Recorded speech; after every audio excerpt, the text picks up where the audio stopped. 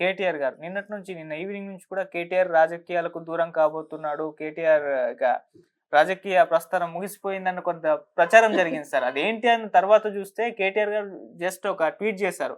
నేను కొంతకాలం విశ్రాంతి తీసుకోవాలనుకుంటున్నాను. రాజకీయాలకు దూరంగా ఉంటున్నాను. మేబీ నా ప్రత్యర్థులు దీన్ని మిస్ అవ్వచ్చేమో అన్నట్టుగా ట్వీట్ చేశారు. అసలు ఎందుకిప్పుడు కేటీఆర్ గారు ఈ రాజకీయాలకు బ్రేక్ తీసుకుంటున్నారు? మరి జరుగుతున్న ఈ ప్రచారం ఎక్కడి నుంచి జరుగుతుంది? మీరేం చెప్తారు సార్? ఈ జరుగుతున్న ప్రభుత్వం కాంగ్రెస్ చేసే దౌర్భాగ్య కాంగ్రెస్ అంతే కదా.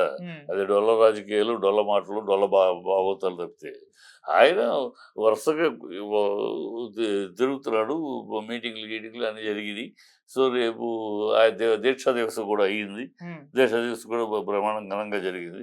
అది చూసి ఆయన కొంచెం రెస్ట్ తీసుకోవాలన్నాడు. రెస్ట్ అంటే మానసికంగా, భౌతికంగా కొంచెం రిలాక్స్ కొంచెం అవ్వాలనుకుంటున్నాడు.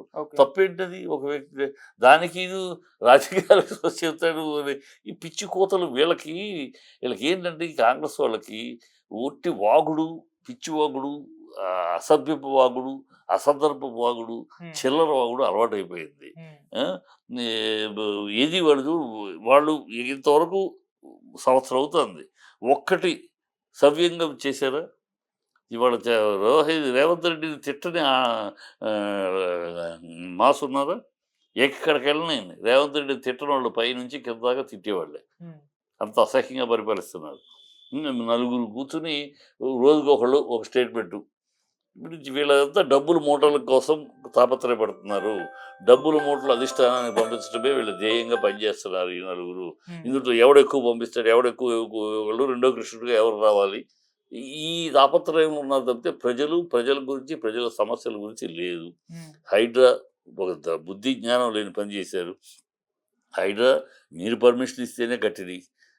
వాడికి కరెంటు స్తంభాలు మీరు ఏర్పరిచింది, వాటర్ ఫెసిలిటీ మీరు ఏర్పరిచింది, డ్రైనేజ్ మీరే పర్మిషన్ ఇచ్చినాయి. ఆ పర్మిషన్ ఇచ్చిన సన్నాసులు ఎవడో ఆ గతంలో ఆ టైంలో పర్మిషన్ ఆ టైం ఇది మీ టైమే. 2012లోనే ఈవెన్ న్యూ ఎండ్ కన్వెన్షన్ కట్టింది 2012లో. అది మీ పీరియడే, మీ కాంగ్రెస్ పీరియడే. తర్వాత ఈ పర్మిషన్లు ఇచ్చినవి మీ కాంగ్రెస్ పీరియడ్లోనే. ఆ ఇచ్చిన అధికారులను వదిలేసేసి కడుపు గొడవబట్టుకొని ఇటుకు పేర్చుకుని వాళ్ళ రక్తాన్ని చెమటగా మార్చుకుని కష్టపడి వాళ్ళు సంపాదించుకుని సొమ్ముతో ఇల్లు కట్టుకుంటే వాటికి అంతా వెయిట్ అయ్యాయి. కట్టారు, మీ వాళ్ళు పర్మిషన్ వాళ్ళ మీద యాక్షన్ సరి లేదు, ఇది కూడా వీళ్ళకి పునరావాసం వేరే వాళ్ళ ఆస్తికి తగినట్టు. ఇది తీసుకెళ్ళేది బెడ్రూమ్లు 2 బెడ్రూమ్ ఇలా కూర్చుంటే ఆ గోడ తగులుతూ ఇలాంటి కిట్టి బెడ్రూమ్లు కట్టేసేసి అవి ఇస్తామంటావేంటి నువ్వు? వాళ్ళ ఆస్తి విలువేంటి? ఆస్తి విలువ తగినట్టు ల్యాండ్ ఇవ్వు, వాళ్ళ బ్యాంక్ లోన్లు ఉంటే ఆ బ్యాంక్ లోన్లు గ్యారంటీ ఇవ్వు. ఆ తర్వాత అది కాకుండా అడ్డదిడ్డంగా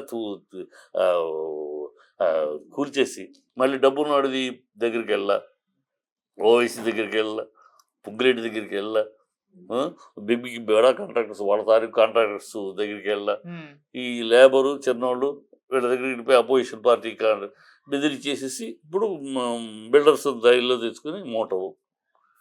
మళ్ళీ ఇప్పుడు మూసీ నది ఇది పెద్ద ఈ బిడ్డలాగా అది చంద్రబాబు పీరియడ్లో మొదలెట్టారు. రాజశేఖర రెడ్డి గారి పీరియడ్లో దాన్ని ప్లానింగ్ జరిగింది, డిస్కషన్ జరిగింది. ఆఖరికి కేసీఆర్ ప్రభుత్వంలో అది దానికి ఒక రూపం వచ్చింది. రూపం వచ్చి బ్రిడ్జిలు ఎన్ని కట్టాలి, ఎంత మొత్తం 6500 కిలోమీటర్లు. 6500 కిలోమీటర్ల డిస్టెన్స్ చాలు అక్కడ నుంచి నీళ్ళు ఇక్కడ రావడానికి. అది ప్రాజెక్ట్ రెడీ చేశారు. ఇప్పుడు నువ్వు వచ్చి ఆ ప్రాజెక్ట్ ఎగ్జిక్యూట్ చేయి. దాన్ని వదిలేసేసి అక్కడెక్కడి నుంచో తీసుకొస్తాను 1650 కిలోమీటర్లు. ఎందుకు అంటే కాస్ట్ పెంచడానికి, కమిషన్లు దొబ్బటానికి, అందుకని ఇంకేం లేదు.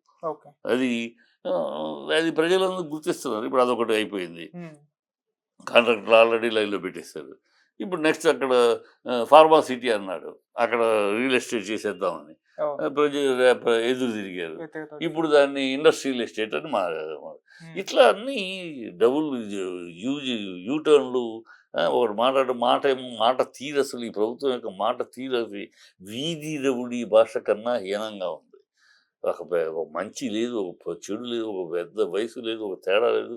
ఒక పదవిలో ఉన్నామే, ఒక ముఖ్యమంత్రి పదవిలో ఉన్నామే, ముఖ్యమంత్రి పదవిలో ఆ స్థాయిలో మాట్లాడాలి, ఆ ఘనంగా మాట్లాడాలి, ఆ గౌరవంగా మాట్లాడాలి. ఏమీ లేదు. వీధిలోడి భాష ఎక్కడ మైకు పుచ్చుకున్నా, సందర్భం ఏదైనా, సభికులు ఎవరైనా ఇది మన భాష మనమే. మనకు గోల గోల అన్నట్టు అసహ్యంగా మాట్లాడుతారు. అందుకని ప్రజలు అసహించుకుంటున్నారు. అయ్యో! ఎంత తప్పు చేశాం, మార్పు మార్పు అన్నారని ఒక సింహాన్ని కూర్చోబెట్టి ఇలాంటి చిట్టెలుకల చేతిలో రాజ్యం పెట్టామే. చిట్టెలుగు సిగ్గు తీస్తున్నారు. ఇదివరకు మీ సీఎం ఎవరు అంటే కేసీఆర్ అంటే మొత్తం దేశమంతా తిరిగి చూసింది. ఉమ్, ఆ ఉభయ పార్టీలు ఢిల్లీ పార్టీలు అయిన బీజేపీ, కాంగ్రెస్ రెండింటిని ఎదురొడ్డి శంషేర్‌గా నిలిచింది మన తెలంగాణ. ఉమ్, ఇవాళ ఎక్కడయ్యా అంటే మన మీ ముఖ్యమంత్రి ఎక్కడయ్యా అంటే చూడండయ్యా అక్కడ సోనియా గాంధీ, రాహుల్ గాంధీ కాళ్ళు చూడండి. ఆ కాళ్ళ దగ్గర పడుంటారు ఒక నలుగురు. అందుట్లో మా ముఖ్యమంత్రి ఒకడు సిగ్గుపోతుంది చెప్పుకోవాల్సొస్తది. ఉమ్, ఇలా అయ్యా 6 నెలలైతే ఇప్పటికి 42, 30 సార్లు ఢిల్లీ పయనమే. ప్రతిదానికి ఢిల్లీ. మూటలు ఎంత కావాలో మాట్లాడుకుంటూ వెళ్తాం. ఈ దౌర్భాగ్యం అయిపోయింది. మన తెలంగాణ పరువు, తెలంగాణ ఆత్మాభిమానం, తెలంగాణ పోరాట పటిమని అక్కడ ఢిల్లీకి దాసులైపోయి, ఢిల్లీకి పదాక్రాంతం చేసి పరువు తీస్తున్నారని ప్రజలు బాధపడుతున్నారు ఇవాళ. ఓకే. మన తెలంగాణ పరువు పోయింది. సీఎం అంటే మన సీఎం కేసీఆర్ ఉన్నప్పుడు మొత్తం దేశమంతా చూసింది మన ఇంకా ఉమ్, తెలంగాణ అని. ఇప్పుడు ఏంటంటే ఓహో తెలంగాణ ఆత్మగౌరవాన్ని, తెలంగాణ పోరాట పట్టుబని వెళ్ళి ఢిల్లీ పదాక్రాంతులు చేశారు. ఉమ్, ప్రజలు చాలా దిగాలతోటి బాధపడతారు. ఎంత తప్పు చేసాం, మన పరువు తీసేస్తున్నారు. కాంగ్రెస్ యొక్క పాదాక్రాంతులుగా ఉన్న తెలంగాణ అది అక్కడి నుంచి బయటపడ్డాం. ఓకే. గతంలో ఢిల్లీ వాళ్ళ గుప్పెట్లో ఉండి ఢిల్లీ దాసులుగా ఉన్నాం దాసులుగా మనం చేసి ఆడుకుంటున్న వాళ్ళ నుంచి బయటపడ్డాం. ఉమ్, బయటపడి పోరాడి బయటకు వచ్చి 10 ఏళ్ళు ఘనంగా బతికాం. మళ్ళీ తీసుకెళ్ళి వాళ్ళ కాళ్ళ దగ్గర కూర్చోబెడుతున్నారు ఈ కాంగ్రెస్ వాళ్ళు.